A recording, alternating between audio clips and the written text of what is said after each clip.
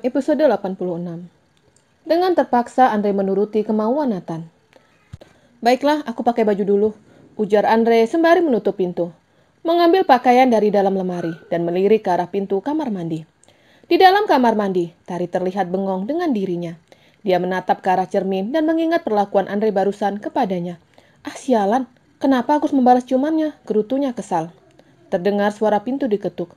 Ya ampun, dia mengetuk pintu. Tari gugup. Iya, sahut Tari.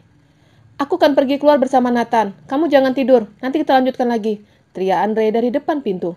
Dalam pikirannya, dia dan istrinya malam ini harus melakukan hubungan badan. Ya Tuhan, dia mau melakukan lagi, gerutu Tari panik. Andre membuka pintu kamar dan melihat masih ada Nathan di depan kamarnya. Tapi dia kembali masuk ke dalam kamarnya. Apalagi Andre? Tanya Nathan. Andre tidak menjawab. Dia mengambil kertas dan menulis sesuatu di atas kertas itu, lalu membawa kertas itu ke depan pintu. Menempelkan kertas yang ditulisnya di atas pintu. Nathan membaca tulisan yang dibuat sahabatnya. Yang mengganggu impoten, baca Nathan sembari melirik Andre. Kurang ajar kamu, gerutu Nathan sembari memukul bahu sahabatnya. Jika kamu menggangguku lagi nanti, siap-siap menjadi impoten, sahut Andre dan berlalu lebih dulu meninggalkan sahabatnya. Nathan mengikuti langkah sahabatnya keluar dari rumah. Mereka memasuki mobil bersama-sama dan menyusuri udara yang dingin dengan kendaraan itu. Lampu-lampu yang ada di pinggir jalan dan suara hewan mengiringi mereka menuju penjual bakso. Dan ketika mereka telah keluar dari perkebunan, tidak terdengar suara jangkrik ataupun yang lainnya. Hanya terdengar suara deru kendaraan. Andre memberhentikan mobil tepat di pinggir warung bakso yang ada di pinggir jalan. Tapi tiba-tiba ponsel Nathan berdering. Pria itu mengambil ponselnya dan membaca nama yang ada di layar ponselnya. Putri, gumamnya, dan menjawab panggilan itu. Ya Putri, ada apa? Tanya Nathan. Nathan, tiba-tiba selera makanku berubah. Aku pengen makan sate dengan lebar 2 atau 3 cm. Ujar Putri dari ujung sana. Apa? Nathan kaget. Begitupun Andre ikut menoleh ke arah sahabatnya. Yang benar saja, lebar 2 cm, jadi aku harus mengukur setiap daging yang ada di tusuk sate. Gerutu Nathan. Ya terserah, saut Putri santai dan menutup panggilan itu secara sepihak. Ada apa? Tanya Andre ketika Nathan telah selesai menjawab panggilan itu. Putri merubah makanannya. Dia minta sate, saut Nathan. Oh, Andre kembali menyalakan mesin mobil. Tapi dia minta lebar setiap sate harus 2 atau 3 cm. Jelasnya lagi. Hah? Andre mengerutkan dahinya. Nggak salah itu, tanyanya kurang yakin. Ya itu yang dia bilang, selera makan yang aneh, gerutu Nathan. Ya sudah, carikan tukang sate yang menjual daging lebarnya 2 atau 3 cm. Titah Nathan. Tapi Andre tidak menekan pedal gas. Dia malah menatap sahabatnya. Ada apa? Tanya Nathan. Yang menjual sate banyak, tapi aku tidak yakin ada yang menjual potongan daging seperti yang kamu bilang tadi. Kalau misalnya potongan daging itu tidak sama bagaimana? Apa istrimu tidak mau makan? Atau istrimu berubah menjadi waria? Tanya Andre dengan tatapan tidak setuju. Jelek banget doamu. Istriku sedang mempunyai nafsu makan yang banyak. Jadi, apapun akan aku penuhi. Sudah carikan saja, nanti aku yang turun, ujar Nathan. Andre mangut, lalu menekan pedal gas, dan mobil menuju tempat tukang sate berada. Tiba-tiba ponsel Nathan kembali berdering. Putri, gumamnya.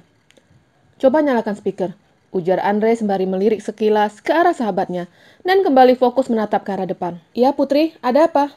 Tanya Nathan, dalam keadaan speaker ponsel telah menyala. Belikan aku jus buah naga, ujarnya. Tidak ada buah naga, yang ada naganya, sahut Nathan sembari merapatkan giginya. Ah Nathan, jangan bercanda. Aku mau makan sate dengan jus buah naga, pokoknya harus ada. Putri kembali menutup panggilan itu. Kamu dengar kan? Permintaan yang ini sih masih wajar, ujar Nathan. Andre mangut mengerti. Dan ketika melihat ada minimarket di pinggir jalan, Nathan meminta sahabatnya untuk berhenti. Sementara itu di dalam kamar, Putri tertawa terpingkal-pingkal. Dia sedang mengerjai suaminya. Tenang sayang, Papa sedang memenuhi keinginan kita yang tidak wajar, ujar Putri sembari mengelus perutnya. Lalu dia kembali memikirkan untuk mengerjai suaminya lagi. Mau beli apa? Tanya Andre. Penggaris, sahut Nathan. Untuk apa? Andre heran. Untuk mengukur lebar sate, sahutnya sembari turun dari mobil dan masuk ke dalam minimarket. Setelah mendapatkan yang dicari, dia kembali masuk ke mobil bertepatan ponselnya kembali berdering. Putri lagi, ujar Nathan sembari menunjukkan nama istrinya ke Andre. Iya Putri, ada apa? Tanyanya. Belikan aku coklat, ujar Putri. Coklat tuh kan ada, sahut Nathan sementara Andre yang ada di samping tersenyum. Dia sedang memikirkan kemaluannya. Aku mau coklat yang ada kacang mete, ujar Putri lagi. Yang ada ingus mau nggak? Goda Nathan. Ogah. Putri kembali menutup panggilan itu. Dengan malas, Nathan kembali turun dan membeli berbagai macam coklat yang ada kaca mete di dalamnya. Setelah membayar, dia membawa kembali ke dalam mobil, dan ponselnya kembali berdering. Kedua pria itu saling pandang. Jangan diangkat, ujar Andre, yang khawatir permintaan Putri terus bertambah, yang menyebabkan dia telat melakukan dengan tari. Tapi nanti dia ngambek. Kalau sudah ngambek, susah membujuknya, sahut Nathan dan mengangkat panggilan itu. Iya Putri, mau pesan sate, jus buah naga, dan coklat, lalu apa lagi? Tanya Nathan dengan merapatkan giginya.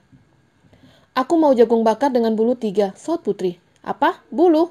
Nathan kaget, dan Anda juga mengerutkan dahinya. Bulu apa maksudmu? Tanya Nathan lagi, yang kurang jelas dengan permintaan istrinya. Itu loh, jagung kan ada bulunya. Nah, jangan dibersihkan semuanya, sisakan 3, jelas Putri. Itu bukan bulu Putri, tapi bulu hidung, sahut Nathan asal. Untuk apa rambut jagung itu disisakan? Andre bingung dan terdengar Putri. Untuk kumakan, sahutnya. Dan satu lagi, jagungnya harus yang muda dan panjangnya. Putri belum selesai dengan kalimatnya, karena Nathan telah menutup panggilan itu secara sepihak. Aman, ujar Nathan, dan menonaktifkan ponselnya. Tapi ponsel Andre yang berdering. Apa yang aman? Nih, istrimu telepon ke aku. Andre menyerahkan ponselnya ke Nathan. Dengan terpaksa Nathan mendengarkan permintaan istrinya, yang menurutnya benar-benar membingungkan. Bulu jagung disisakan 3. Panjang jagung harus sama dengan panjang 15 cm, gerutunya. Biar aman, ponsel ini aku nonaktifkan juga, ujar Andre dan menonaktifkan ponselnya. Mobil sampai di tempat tukang sate mangkal. Nathan turun dari mobil dan menunggu keadaan sepi, baru dia mendekat. Ketika tidak ada pembeli lagi, Nathan mendekati penjual sate. Pak, sate 1, ujar Nathan. Baik, sahut penjual. Pak, berapa lebar masing-masing daging? Tanya Nathan sembari melihat penjual sedang membakar sate.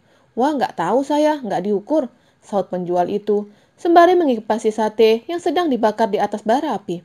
Kira-kira ada 2 atau 3 cm tidak? Tanyanya lagi. Ya, sebagian ada, sebagian tidak. Memangnya kenapa, Mas? Tanya penjual itu. Nathan tidak menjawab, tapi dia malah mengajukan pertanyaan lain. Boleh saya ukur? Ujarnya. Penjual itu bingung. Tapi dia mengizinkan Nathan dengan menggeser tubuhnya dan membiarkan Nathan berdiri di depan sate yang sedang dibakar. Nathan mengeluarkan senjatanya, yaitu penggaris, dan mulai mengukur setiap daging sate. Penjual yang melihat itu mengerutkan dahinya. Dia benar-benar bingung dengan pria di sampingnya. Biasanya dia bisa membakar sate dengan cepat, tapi karena Nathan membuat pekerjaannya lama. Nathan meminta penjual untuk menukar beberapa tusuk daging dengan yang lain, yang ukurannya sama. Dengan sabar penjual mengganti dengan sate yang telah dipilih Nathan. Dan akhirnya sate daging telah selesai. Nathan membawa bungkus sate itu ke mobil. Ukurannya sama? Tanya Andre. Ada yang sama, ada yang tidak. Yang terpenting, aku sudah membelikannya, sahutnya. Mobil kembali melaju, mencari penjual jus buah. Mereka terus mengelilingi setiap jalan, mencari penjual jus, tapi tidak ada satupun yang terlihat. Nat, sepertinya tidak ada, ujar Andre sembari tetap memperhatikan bagian samping kanannya. Dan Nathan memperhatikan bagian kirinya. Mungkin sudah tutup, sahut Nathan. Lalu bagaimana? Tanya Andre sembari memberhentikan mobil. Kita kembali saja ke rumah, ujar Nathan. Mobil kembali melaju menuju rumah. Rumah yang ada di puncak, tepatnya di dekat perkebunan teh. Setelah sampai, Andre buru-buru berlari, meninggalkan Nathan yang sibuk dengan semua belanjaannya. Dia sudah tidak sabar ingin segera memecahkan telur. Tapi ketika pintu kamar terbuka, dia melihat istrinya sedang tertidur dengan tertutup selimut tebal. Ya, tidur, gerutu Andre. Padahal kenyataannya, Tari belum tidur. Dia sedang menghindari berhubungan badan. Nathan membawa semua belanjaan ke dalam kamar. Ketika melihat suaminya datang, Putri langsung menghampiri suaminya. Lalu dia memeluk suaminya. Hal itu membuat Nathan diam beberapa saat. Putri mengambil belanjaan yang ada di tangan suaminya dan membawa ke kursi. Kenapa potongannya tidak sama? Tanya Putri sembari melihat sate yang dibeli suaminya. Aku sudah memilih, dan hanya itu yang lebarnya hampir sama dengan yang kamu sebutkan tadi. Jelas Nathan. Oh begitu, ya sudah. Putri melahap sate itu. Itu saja, kamu tidak marah? Tanyanya. Ya enggak lah, udah syukur dibelikan, malah protes, sahutnya santai. Kalau tahu kamu tidak marah, mending aku biarkan bapak itu yang memilih setiap sate. Waktuku 10 menit untuk memilih dan mengukur potongan daging itu. Gerutunya sembari duduk di samping istrinya. Melihat cara makan istrinya membuat Nathan menelan salivanya. Mau, tawar Putri, sembari menyodorkan satu tusuk sate ke arah suaminya. Nathan membuka mulutnya, tapi Putri menarik kembali tusuk sate itu. Beli sendiri, sahutnya sembari memakan sate itu. Beli sendiri. Yang beli tadi aku, protes Nathan. Iya tahu, tapi kenapa kamu tidak beli 2? Mana cukup kalau dibagi bertiga? Sahut Putri sembari menyantap sate itu. Bertiga? Nathan menaikkan satu alisnya. Siapa satu lagi? Tanyanya. Menye-menye, sahut Putri santai. Hah, iya, menye-menye selalu kamu utamakan. Gerutunya yang berpikiran, menye-menye itu cacing di dalam perut istrinya. Putri mencari jus buah naga dari dalam plastik. Jusnya mana? Tanya Putri. Tidak ada. Aku dan Andre sudah berkeliling, tapi tidak ada yang buka. Mungkin karena naga sudah punah, makanya buahnya tidak berbuah. Sahut Nathan asal. Ah Nathan, kenapa kamu membuat gigiku pusing? Rengek Putri. Gigi? Putri, di mana-mana kepala yang pusing, bukan gigi, gerutunya.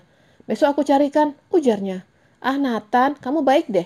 Putri langsung memeluk suaminya dengan manja. Sementara itu di kamar pengantin baru, Andre tidak bisa menahan hasratnya. Dia terus bergerak dari miring ke sisi kanan ke kiri.